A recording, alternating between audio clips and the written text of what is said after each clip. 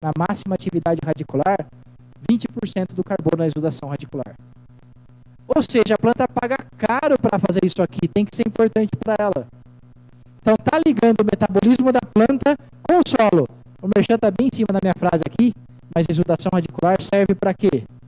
Para estimular atividade biológica benéfica no solo.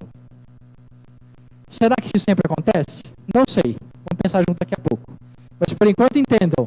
O solo tem uma estrutura biológica funcional e resultado do processo de formação do solo, e as plantas sabem se comunicar com essa biologia do solo.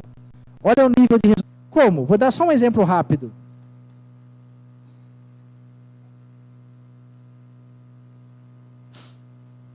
Só um exemplo rápido.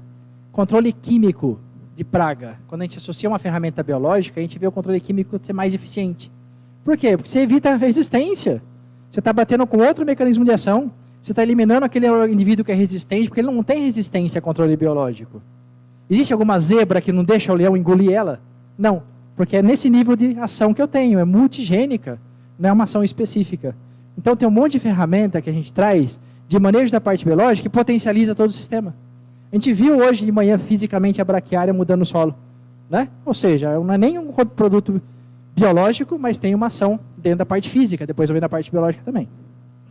Então, nessa visão, não vai dar para a gente explorar muito isso, fica para as perguntas, mas é regular o sistema de acordo com o que a gente tem na mão hoje, frente a novos conhecimentos. Na parte de garantir a presença de organismos benéficos, aí tem mais coisa para falar, trouxe uns slides extras. Olha o que a gente vê, esse negócio de produtos biológicos na agricultura, que eu achava que eu nunca ia ver acontecer como está acontecendo, tem que ser sincero, né? Eu sou professor há 13 anos, estou na Exalc estudando microbiologia há 25 anos, faz tempo, né? Deu 98. Eu nunca achei que fosse ver esse mercado estourar como ele estourou. Por que estourou? Porque a ciência andou rápido e a tecnologia derivou dela. Mas olha o número de mercado. 2016 para o ano passado, 6 anos, o mercado saiu de 3% das áreas cultivadas e bateu em 35, 36. 12 vezes maior o tamanho das áreas que receberam algum insumo biológico em 6 anos. Nem a China pensa em crescer assim. É impensável esse crescimento. Só que é um crescimento sólido, porque muda a pergunta, né? A pergunta lá atrás era, será que esse micro-organismo funciona mesmo? A pergunta agora é, como é que ele age? O que ele funciona, eu sei. Se aplica um tricoderma, você vê ganho. Tem um monte de ganho que você vê. Se aplica um condicionador de solo, você vê ganho. Ou seja, existe mecanismo de ações bastante interessantes, tá?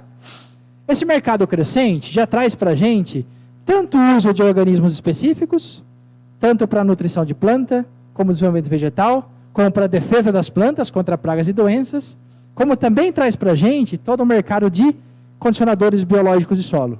O que é isso?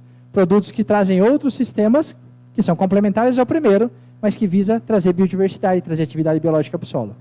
Tá? Então, tudo isso aqui junto compõe para a gente um arsenal, ou uma prateleira, um portfólio, como se quiserem chamar, de possibilidades de olhar para o que existe no mercado e escolher a ferramenta certa para o problema que eu tenho, alinhado com a expectativa de entrega. Tá?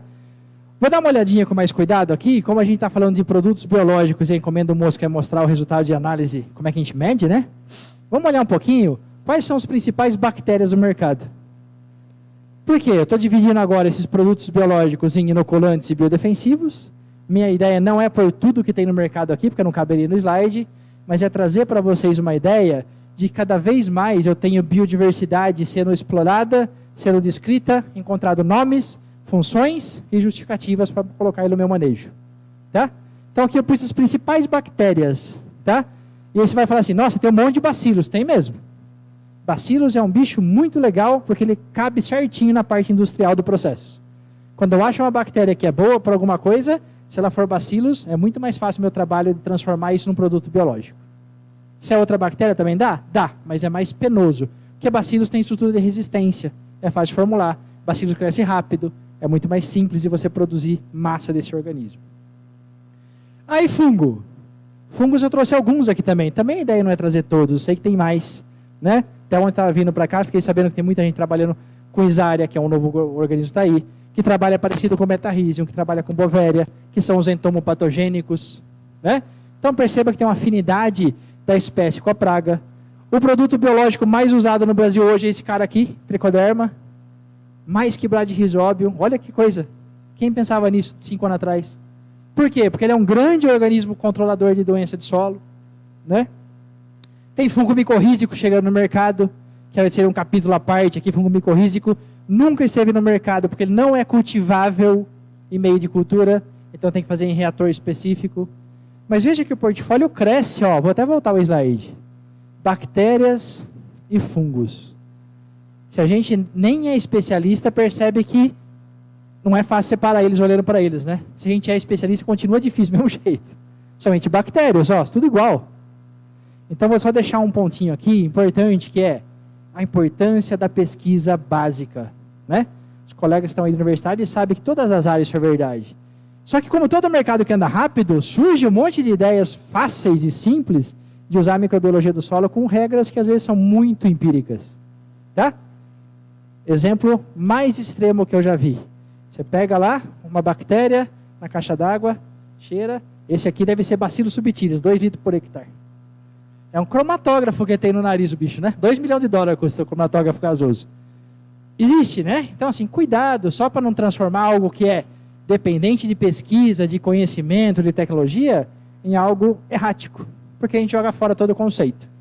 Não quer dizer que eu posso fazer? Pode, mas é outra conversa, tá? Só cuidado para a gente ter essa viés da pesquisa, trazendo ferramentas válidas, manejos válidos, eficientemente comprovados. Vamos para frente. Destacar mais um ponto importante. O pessoal pergunta muito assim, professor, mas eu recebo aqui 10 pessoas vendendo bacilos, 10 pessoas vendendo tricoderma. Como é que eu sei qual é o melhor? Só porque ele chama tricoderma XYZ ele é melhor? Só porque ele chama bacilo XYZ é melhor? Na verdade, de novo, a pesquisa fala para a gente que é importante saber quem é o indivíduo, não só a espécie muitas vezes. Olha só o que eu tenho aqui, 2 imagens que mostram para a gente que mesmo sendo 6 linhagens de tricoderma, elas não são iguais, é a mesma espécie. Todo mundo aqui é a mesma espécie, né? Exceto os corintianos que devem estar sentados escondidos. Olha lá, sempre tem, e se identifica ainda, né? Agora veja, 4 linhagens de bacilos, mesma espécie. Será que eles têm a mesma efetividade? Será que eles produzem os mesmos metabólitos? Por que uma empresa vende esse falando que libera fósforo, a outra vende esse falando que mata fungo? Porque a pesquisa tem que falar para a gente se aquela linhagem é capaz de fazer aquilo ou não. Isso filtra muito, tá? Ajuda muito no mercado a gente filtrar. A pesquisa tem que ter teste laboratorial, tem que ter evidência. Pode ter até o genoma, o mapa genético desses organismos feito dentro de produtos comerciais. Isso é uma realidade já, tá? Importantíssimo esse refinamento para a gente ser o quê? Mais assertivo possível na escolha de ferramenta que a gente tem. Para frente, olha só esse número. 2 gráficos que eu trouxe, como eu estou falando de mercado, dá uma olhada nisso, né? Eu achei isso aqui há uns dias atrás e achei interessantíssimo, que eu falei que tem 6 anos que esse mercado explodiu. Se a gente voltar em 2018, se eu não estou errado, está aqui. Olha o que a gente tinha de produtos biológicos registrados. Olha o que aconteceu até 2021, né? 22 está aqui pequenininho, mas vai crescer. O que é isso? 2 coisas, mostram o número de produtos registrados, tem muito a ver com o número de empresas, que muitos logicamente são até o mesmo organismo, mas mostra em azul aqui, ó, a grande exploração que a gente tem de micro-organismos, que não era a maior parte lá atrás. Lá a gente tinha macro-organismos. Isso é um mercado estourando, acompanhando o número de uso que a gente tem, acompanhando o número de empresas, acompanhando o número de pessoas envolvidas nesse mercado. E aí vem outra característica desse mercado, massa crítica fundamental das empresas, né? Tem muita gente que às vezes não entende direito de posicionamento e está vendendo. Então faz parte da gente cobrar essas empresas de posicionarem certinho o que elas estão trazendo. Só para a gente ter uma outra ideia de uso, eu trouxe aqui porque tem café, né? Café está em azulzinho, esse aqui, ó. Café é um mercado que está aqui. É um mercado participante desse mercado de biológicos. Aqui eu tenho aumento do tamanho do mercado.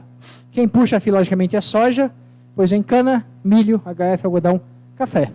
A gente está em último? Não, vocês estão entre os primeiros. Porque as últimas culturas você tem listado aqui, tá, né? É uma cultura que veio de 16%, 22%, 29%. Tem um crescimento um pouco mais parcimonioso. Por quê? Porque são áreas menores mesmo, né? Não é tão extensiva quanto outras culturas. Mas mostra pra gente que esse mercado cresce a passos largos.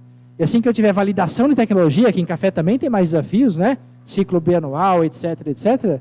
A gente tem chance de usar mais recursos biológicos desse tipo de mercado. Olha o que está escrito ali, ó. Até 2030 o pessoal espera dobrar de novo. Chute, dobra muito antes. dobra muito antes. Porque se conversa com as empresas, toda vez que o vendedor bate a meta do ano que vem é o dobro desse ano. Né? Então, ou seja, eles querem dobrar todo ano. Né? A gente espera que seja viável, porque todo mundo acaba ganhando. Né? Bom, visto tudo isso, vamos entrar na parte final. Nem sei quanto tempo eu tenho mais, acho que tem mais uns 20 minutos. Tanto faz, já está tudo atrasado mesmo, né, Mosca? O Mosca fez assim, ó, vai falando aí. A parte final é o quê? Como é que eu vejo esse resultado? Como é que eu meço esse componente biológico? Como é que eu sei que tudo isso está dando certo, que o meu investimento está valendo a pena? Então, eu mudo o meu manejo, eu compro uma máquina nova para fazer cultivo de entrelinha em café, eu compro um produto biológico que é feito de um organismo que eu nem sei o nome direito dele, né? Que eu não consigo enxergar. Como é que eu sei que isso funciona? Antes de entrar no refinamento analítico, deixa eu colocar aqui coisas que a gente aprende na prática. Que nada mais são, então, do que indicadores práticos que meu solo melhorou biologicamente. Qual que é a mágica aqui? É buscar as funções da biologia do solo e trazer como aprimoramento dessa parte. Que funções eu ganho quando meu solo melhora biologicamente? Atividade, em diversidade, em presença de benéficos, etc. Eu ganho o resgate de um componente que é natural e chave no sistema solo-planta. Eu estou resgatando algo que sempre existiu, só que estava por hora esquecido. Então eu trago à tona funções. Um dia eu mostrei isso aqui em aula, o aluno falou assim, professor, essa pirâmide ficou muito legal. Então eu gostei da ideia do aluno e estou mostrando como uma pirâmide. Vamos construir a pirâmide de baixo para cima, tá? Veja, meu solo melhorou biologicamente, eu percebo melhor ciclagem de nutriente. Onde eu vou olhar isso? Na eficiência da adubação. Certo? Quanto que a planta puxa do que eu estou colocando. Isso tem a ver com todo o resto. Eu percebo a rizosfera se reorganizando. Menos doença e praga de solo. É a rizosfera naturalmente se defendendo. Eu posso começar a ver, demora um pouquinho mais, ganho de estrutura de solo, estrutura de agregado, retenção de água, oxigenação, tudo a ver com enraizamento. Com certeza eu vejo, a gente provou até em experimento, melhor degradabilidade dos defensivos. Tá? E não é para ficar bravo porque vai ter que aplicar de novo. Não, na verdade, pensa que seu solo não está gerando fito, a planta não está tendo impedimento de crescimento. Se eu melhorar esses 4 pontos, a planta também melhora o quê? Enraizamento. Aí vem a parte chata. Para ver biologia do solo, tem que abrir buraco no solo, tem que olhar a raiz, tem que fazer trincheira, tem que entender esse negócio. Mas é o jeito que a gente tem que ver. Por quê? Eu estou melhorando o solo, a planta vai melhorar em cima? Até pode, mas ela primeiro mostrar melhorias embaixo. Então, se a planta enraiza mais, em sanidade e exuberância, o solo está melhor, ela produzir mais é surpresa? Ela produzir mais com melhor qualidade é surpresa? Não deveria ser, né? Por quê? Toda vez que eu melhoro todo o sistema solo-planta, eu estou cumprindo da forma mais primorosa possível a missão do manejo, que é trazer conforto para a genética da planta se converter em fenótipo. Então, o pessoal às vezes fala, eu produzi 30 sacos de café por hectare, 40 sacos de café por hectare, 25 sacos de café por hectare. Eu falo assim, eu acho que você não produziu nada. Eu falo, como não? Eu falo, você só foi lá e colheu o que sobrou. Porque o resto você perdeu pelo manejo. Perdeu para estresse. Perdeu para estresse térmico, estresse hídrico, geada. Não vou falar mais essa palavra, última vez, prometo. Enfim, trabalhar a qualidade de solo é fazer a planta preservar o máximo potencial dela para expressar em fenótipo, em produção. Todo ciclo que se inicia, a planta vai partir de uma produção X e vai perder até a hora que a gente colhe. Não perder é nosso objetivo. A gente não é mágico, a gente não produz nada. Né? Infelizmente, é uma conta triste, cruel, mas é verdade. Tá? É verdade. Então, isso aqui é indicador prático de biologia de solo. Ah, mas eu tenho uma teimosia que eu quero ver análise biológica. Dá? Lógico que dá, graças a Deus, né? Senão minha empresa não existia também. A gente faz um monte de análise biológica, que eu trouxe algumas, não vou falar de todas, mas vejam, a gente tem análises biológicas, desde as mais tradicionais, de meio de cultura, que a gente usa muito mais para produtos que para solo, e a gente tem um leque de análises que são possíveis de serem feitas, dependendo do que eu quero medir. Eu posso medir quantidade de organismos por biomassa, atividade de micro-organismos por respiração, mas principalmente por enzimas, que eu vou mostrar para vocês. Eu posso medir micorrização das plantas. Café é muito usado para isso. A micorrização é quanto que essa planta está conectada a essa rede de micorrizas. Braquiária estimula muito isso. Olha que legal, né? A parte de proteção das plantas dá para medir? Dá, isso a gente sabe. É o mesmo mecanismo do efeito químico. Você aplica o inseticida, como sabe que ele funcionou? porque ao longo do tempo a planta tem menos ataque. O biológico também, só que não é de hoje para amanhã, demora um pouco mais, né? Depois a parte molecular, que é o quê? Analisar biologicamente material genético de solo. Então tudo isso aí é o quê? Um leque de possibilidades. Lógico que eu não espero que aqui vocês vão sair expert nisso, para mostrar que a gente consegue mensurar laboratorialmente esses parâmetros biológicos do solo e dar assertividade. Aonde? Para o produtor, para quem faz pesquisa nisso, para a empresa que posiciona produto, para o consultor que quer saber qual a melhor ferramenta na região. Dá para a gente fazer análises biológicas de solo. Tá? Vamos lá, vou mostrar algumas e vou começar da mais simples, que é... Mais simples não, na verdade é mais consolidada, porque nenhuma delas é simples. Mais consolidada, que é a parte de ação de biodefensivos.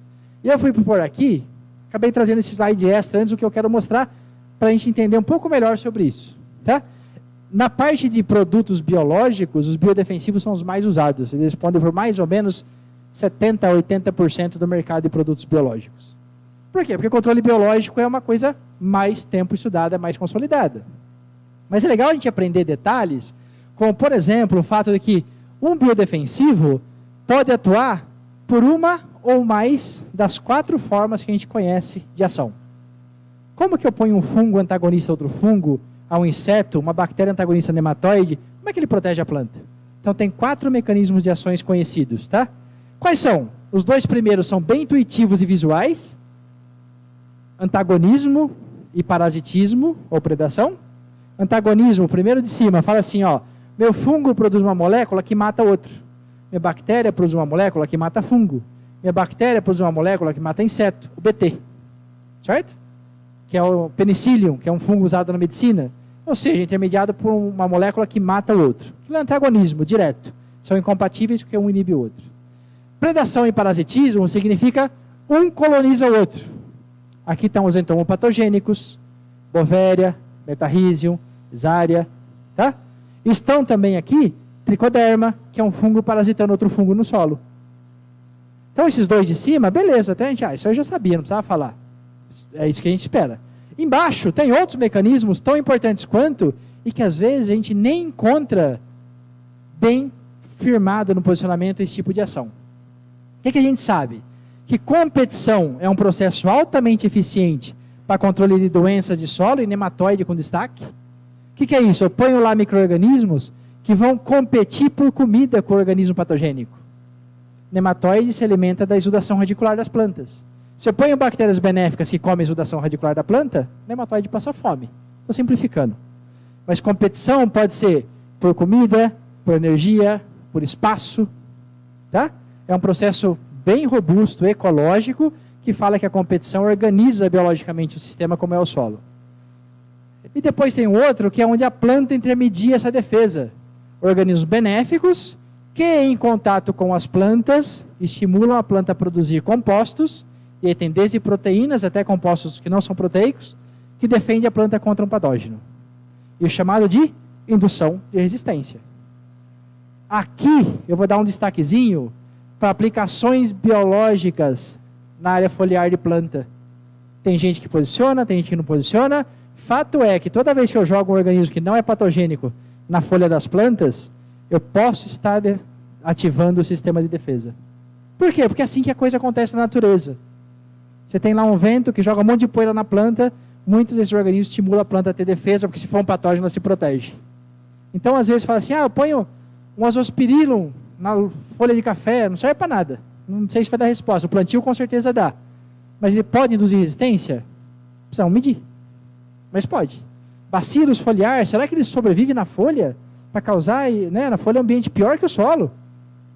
Pensa agora lá fora, você prefere estar onde? Com o pé embaixo da terra ou com o pé para cima tomando sol, né? A folha é pior que o solo, a gente não pensa nisso para a parte biológica. Então o efeito foliar é mais difícil. Muito que a gente acha é intermediado por indução de resistência da planta. Tá? Isso é um processo bem mapeado, tem toda a relação de genes ativados, etc. aqui, bem consolidado. E um monte de organismos benéficos são capazes de induzir resistência na planta. Quais? Em todas, é um processo conservado nas plantas. Tá, como é que eu meço tudo isso? Eu posso ter um efeito, 2, 3, 4 efeitos, não tem problema nenhum. Eu meço como? Olhando para a população dos organismos-alvo. Não tem segredo nenhum, mas é uma análise biológica, não é? Se eu aplico lá um fungo entomopatogênico Espero 10 dias, vou lá contar, o nível da praga caiu, ele tem efeito. E daí eu posso comparar a performance de vários manejos. Então não tem segredo nenhum. Chama atenção ali embaixo, ó, para efeitos secundários. Vou contar mais um milagre aqui. Micro-organismo não faz uma coisa só. A gente caracteriza ele como um grande solubilizador de fósforo, você põe no solo, ele resolve induzir enraizamento. Por quê? Porque ele tem um monte de outras funções, que não são as melhores dele, mas ele tem. Vamos terminar isso no exemplo mais prático. Há 4 anos atrás, fui levar meu filho a tocar guitarra e fiquei fazendo aula com ele. Sábado eu vou tocar guitarra com a minha banda de alunos. Se eu visse daquilo, eu estava ferrado. Certo? Mas pode ser que alguém goste, né? Alguma coisa sai. Então veja, a gente vive do que a gente faz de melhor, a gente vende micro-organismos que ele faz de melhor, mas existem papéis secundários. Exemplo mais clássico, o tricoderma solubiliza fósforo. Mas não é um exímio solubilizador de fósforo, ele ajuda na solubilização de fósforo. Percebe? Então eu tenho essa visão também, às vezes difícil a gente entrar na cabeça, que é uma molécula, um controle, um nutriente, um sintoma, um micro-organismo, 4 coisas. Quando é 4 tá bom, dura quando o vendedor fala 10. Aí vira minâncora, né? Faz tudo. Tem muito disso. Então, é difícil o posicionamento, tem que saber até onde eu vou. Tá? Bom, esse é o jeito de medir biodefensivos. E se eu quiser falar de atividade biológica do solo como um todo? Veja, a parte biológica do meu solo está ativa ou não está ativa? Essa pergunta é bem clássica. Está mais ativa nesse manejo que o outro? A irrigação ajuda? A braquiária ajuda? Aí a Embrapa validou isso aqui que a gente chama de atividade de enzimas. Talvez o método mais usado no Brasil inteiro hoje. Que fala o seguinte para a gente, ó. Que os organismos do solo comem material orgânico. Não é segredo para ninguém. Como que ele faz isso? Ele engole, ingere? Não. Micro-organismo é tudo pequenininho. Então eles produzem enzimas que vão para o ambiente externo, decompõem a matéria orgânica e liberam os nutrientes que eles absorvem. Então eles fazem a chamada digestão extracelular. Aí ficou fácil, por quê? Se essas enzimas estão atreladas à nutrição deles, e quanto mais eles estão ativos, mais eles produzem essa enzima, eu vou no solo, meço essas enzimas e sei se aquilo lá está numa condição boa de trabalhar ou não. Pego 3 talhões de café com manejo diferente, meço a atividade dessas enzimas e determino assim, ó, no talhão 2 a atividade é 20% maior. Ou seja, aquele manejo está melhorando a condição biológica do meu solo. É simples assim. Então a gente mede bem, porque essas enzimas estão no solo, e a gente quer entender o que está acontecendo biologicamente no meu solo. Tá? Depois eu vou mostrar um exemplo disso. A gente pode fazer coisa mais refinada? Pode. Aqui também tem uma coisa evoluindo muito rápido, tem empresas nascendo só para isso, né? Estratégias diferentes, o mercado vai mostrar qual será melhor no futuro, mas de olhar para análise molecular de solo. Então eu pego agora a amostra de solo, não vou medir enzimas, eu vou pegar DNA, com base na informação genética, eu vou entender como é que está a configuração biológica do meu solo. É daqui que vem a teoria, tá? Se eu pegar os primeiros mapas genéticos de solo, eles são 2005, 2006, os mais profundos. Cientificamente, ontem à tarde, não tem nem 20 anos que a gente começou a usar metodologias robustas para entender mudança na composição biológica do solo por manejo. Mas já mostra para a gente muita coisa. Processos metabólicos presentes, ausentes, que foi ligado, desligado, grupo que aumentou, que diminuiu, dá para monitorar tudo. Vou mostrar alguns exemplos para vocês, para a gente fechar. Isso aqui, gente, é uma amostra de atividade biológica. Até pedi o pessoal lá da Andrews, que é a empresa que a gente tem incubada, me mandar o que eles tinham de café. Porque o pessoal pergunta muito assim, eu sei fazer análise biológica, mas quando eu pego a biologia da Embrapa, que não tem nada de errado com ela não tem uma tabela para café, e é verdade. Então, se eu faço uma atividade de fosfatase e ela dá 500, eu não sei se é boa ou se é ruim. Então, entendam, em biologia, a gente mede o que quiser muito bem, mas a gente não tem parâmetros definidos para 90% das coisas. Ou seja, se eu meço, mas não tenho parâmetro, eu não posso fazer análise? Posso, mas tem que fazer análise comparativa. Então, pegar minha Piracicaba é cercado de cana, né? O pessoal fala, não posso fazer análise de enzima para cana? Pode, desde que você compare 2, 3, 5, 1000 talhões. Se você pegar uma única amostra, você não tem eficiência, porque você não tem uma tabela pronta para cana, para falar o que é bom, médio ou baixo. Então aqui, olha o que a gente tem feito.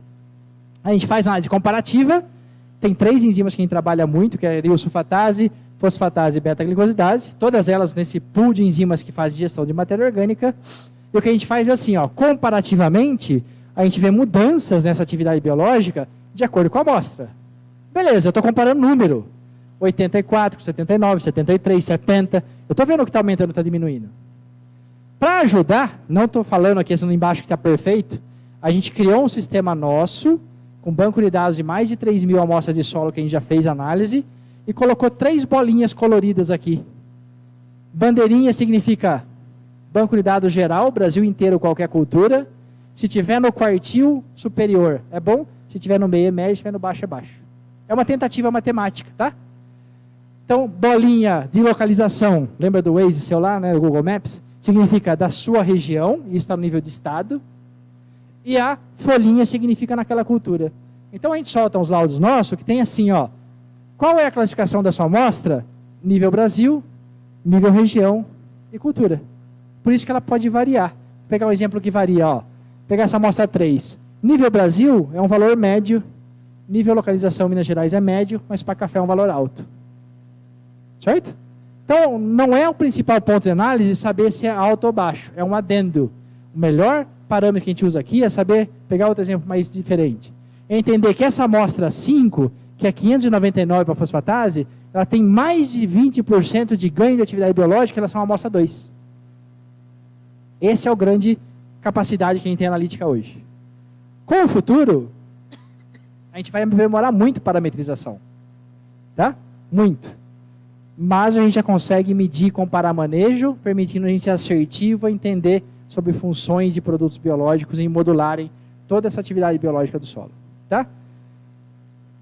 Aí eu ganhei um presente de um aluno meu, do rapaz que a gente contratou agora lá na empresa, que ele fez um carry code, falou, ó, professor, se o pessoal tiver com o celular e quiser medir o carry code, já cai direto no site do banco de dados. E daí já podem olhar lá, clicar na cultura, então tá aí. Depois eu posso passar a apresentação, vocês podem distribuir para quem quiser. Mas fica aí, senão vai lá no site da empresa e acha lá em dados, tem tudo lá, vai clicando, vai abrindo as tabelas de valores e tudo mais. Certo? Bom, esse é um jeito de medir componente como um todo, efeito de manejo. Para a gente avançar num exemplo um pouco mais completo, tá? Um pouco mais completo, veja o que a gente pode fazer. Isso aqui é um trabalho da Luana. Luana foi minha aluna de mestrado, hoje ela está nos Estados Unidos fazendo doutorado. Ela não quis ganhar R$2.000 de bolsa e ela foi lá ganhar $3.000 de bolsa. Acho que ela está certa, né? Trocou 2.000 por $3.000. Mas isso aqui são algumas imagens que mostram o foco do estudo dela. E o foco do estudo dela foi feito aqui, em Araguari. O moço que arrumou essas áreas para a gente. E a ideia era entender isso aqui, ó. Qual o efeito que a gente tem da presença da braquiária no café em profundidade? Ah, tem um monte de ganhos de braquiária. Não preciso ficar detalhando isso agora para vocês, né? Biologicamente, vou dizer que micorriza é interessante. A Luana nem mediu porque tem uns dados sobre isso. Mas a gente fez o seguinte, a gente estratificou a amostra 0, 2,5, 2,5, 5, 5, 10, 10, 15, para ver o efeito ao longo do perfil e medindo vários parâmetros biológicos, tá? Então essa é uma foto do perfil que ela pegou lá e fez. E a gente caminhou com uma série de análises possíveis dentro dessa coletânea de análises para mostrar o efeito da braquiária do café. De coisas simples até coisas mais complexas. Veja, primeira coisa interessante. Em verde, café com braquiária. Em vermelho, café sem nada na rua. O que a gente vê? Atividade de duas enzimas, beta-glicosidase e fosfatase ácida. A gente vê que, no geral, não vamos entrar em diferenças e detalhes aqui para não ficar burocrático. A gente vê uma grande atividade biológica promovida pela presença da braquiária. Isso tem a ver com o quê? Com massa de raiz, com exudação, com cobertura do solo, com folha caindo, etc, etc. Isso é um indicador prático de atividade biológica do solo. Vamos pegar uma coisa mais sensível, Luana, falei para ela. Vamos pegar um pouquinho de biologia molecular e nós vamos medir a quantidade de 2 genes no solo que estão relacionados com funções de disponibilização de nutriente. Esse gene NFH é o principal gene que bactérias que fixam nitrogênio possuem. Então, quando eu meço a quantidade dele baseado em DNA do solo, estou falando, ó, quanto que eu tenho de representação de fixadores de nitrogênio? Olha o que a gente encontrou, que é maior quando eu tenho a braquiária e que ela aumenta quando entra em profundidade, exponencialmente. Esse outro gene que tem um nome feio, gene FOD, né? Não sei se é o nome mais bonito, né? Ele é um gene relacionado à mineralização do fósforo orgânico. Ele transforma o fósforo orgânico em mineral, porque produz uma enzima que é uma fosfatase. tá? Fosfatase D, ficou melhor. A gente vê o quê? Que ele também é induzido pela presença da braquiária. Então eu saio de um sensor prático, que deu resultado, pego um sensor mais refinado, que está dando resultado, vamos em frente. Número de espécies de bactéria e equilíbrio biológico do solo, diversidade biológica. O que a gente encontrou? Mesma coisa. Quando eu tenho braquiária, essa variação no carbono orgânico, essa maior densidade de raiz, a maior exudação radicular, estimula o número de espécies e diversidade biológica do solo. Vocês viram antes, na palestra do Eusímio aqui, os ganhos da física do solo com braquiária. Estou mostrando agora o ganho da parte biológica, que é muito legal, né? Complementa, coroa tudo que a gente vem vendo. Da parte nutricional, a Favarim vem todo ano aqui, estranhei que não estava aqui, mostra um monte de resultado, da parte de uso da água, né? Então veja, a gente tem ganhos da parte biológica também. Para fechar o trabalho da Luana, eu falei assim, agora eu vou dar um desafio para você. Me mostre que a organização biológica do solo é melhor. Ela fez essa figura aqui, ó. Isso aqui é o que tem de mais moderno em biologia de solo, tá? O que a gente fez? A gente pegou todas as espécies de bactérias que tinham no solo, a gente fez assim para o computador, mostre para mim, baseado na porcentagem de cada uma em cada uma das amostras, qual é a proposta mais real de interação biológica que eu tenho no solo. Então esses tracinhos indicam bactérias que interagem. Cada bolinha aqui é uma espécie. E o tamanho da bolinha é quanto tem daquela espécie. E você enxerga o quê? Que aqui as bactérias têm algumas interações, vocês vêem uns tracinhos mais fortes, mas muito tracinho mais fraco, significa fraca correlação. O sistema aqui é meio independente, os organismos trabalham por conta. Quando a braquiária entra no sistema, o sistema é muito mais bem organizado. O que a gente vê? Tem números que mostram isso aqui, não vou entrar em detalhes, mas na imagem é muito claro entender que a conexão biológica entre esses organismos nesse solo, que é o sistema com braquiária, ele é muito mais ordenada, mais orquestrada, por quem? Pela planta, do que quando eu não tenho a braquiária no meu sistema. Vocês percebem como a análise biológica ela vai evoluindo? Adianta eu fazer isso, uma amostra de campo, que a gente não tenha a capacidade de rapidez, isso aqui demora 6 meses, tá? Para fazer um negócio desse, desde que eu pegar uma amostra. Né? A Luana defendeu a tese dela em 2021. Né? Agora quem está acabando as análises. Mas precisa disso para a gente avançar com a teoria. Para chegar e falar, ó, braquiária no sistema, para a parte biológica é bom. Né? Parece simples, é uma frase só, mas gasta energia do caramba para chegar lá, né? Percebe? E tem um monte de pergunta que é a mesma história. Bom, acho que meu tempo já está acabando. Eu queria fechar com 2 coisas. Colocar essa frase aqui, ó. A microbiologia é parte fundamental na qualidade do solo, servindo como base para o desenvolvimento de uma agricultura sustentável e com diferencial de produtividade. Deixo aqui, pessoal, os 2 e-mails. E o último slide eu vou quebrar o protocolo, eu vou fazer um merchan. A gente está fazendo 2 cursos lá em Piracicaba esse ano de microbiologia para atender demanda. Um curso online, que é um curso de formação em microbiologia e bioinsumos, 22 aulas teóricas, tá? E um curso presencial de 3 dias, que aí é 3 dias só para falar de inovação. O ano passado tinha 210 pessoas, esse ano a gente está indo para 300. A gente espera encher sempre esses cursos para a gente avançar da forma mais certa possível, ensinar a parte biológica do solo. Quem quiser informação tem no site. Como agora eu fiquei moderninho, eu fiz no avião, ó, um QR Code que vocês podem ir direto à página do curso. Obrigado, pessoal, pela atenção. Obrigado pelo convite novamente.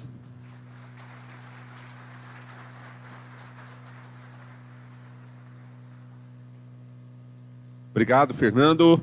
Olha, muito obrigado. As perguntas vão ficar para o painel que vai ter depois das 3 palestras, ok? Então os palestrantes fiquem à disposição. A hora que acabar a 3ª palestra dessa tarde, a gente abre o painel com os 3 palestrantes e a gente dá andamento nas perguntas e mais esclarecimentos sobre tudo que aconteceu aqui. Ganhando presente, nosso palestrante, muito obrigado então, o Dr. Fernando Dini Andreotti, da Exalc USP. E agora a gente vai para o workshop Inovações na Cafeicultura Irrigada do Brasil. Num oferecimento de Futura, mas antes tenho que passar aquele recado da Cultivo. Cultivo é a patrocinadora oficial desse espaço. A sala de palestras é oficialmente da Cultivo, que é uma plataforma 100% digital de crédito voltada para o produtor de café, com operação sem burocracia, é rápido e também de fácil acesso. Cultivo.com.br. Para quem quiser conhecer, o stand fica ali logo na saída, então faça a sua visita para conhecer a equipe da Cultivo e basta levar o seu cadastro ambiental rural, que tem uma taxa diferenciada para esse evento e a aprovação é feita na hora. Não tem que esperar dias para você já sair aqui da feira com a sua máquina, com a super máquina agrícola para sua propriedade. Pensou em crédito? Pensou Cultivo. E agora, no oferecimento de Futura, nossa próxima palestra do workshop Inovações na Cafeicultura Irrigada do Brasil, a palestra sobre manejo de irrigação do cafeiro arábica, necessidades para melhorar a produtividade. Convidamos da Exalc USP o palestrante professor Dr. Rubens Duarte Coelho. Seja bem-vindo, professor. Uma salva de palmas, nosso carinho nessa quarta-feira.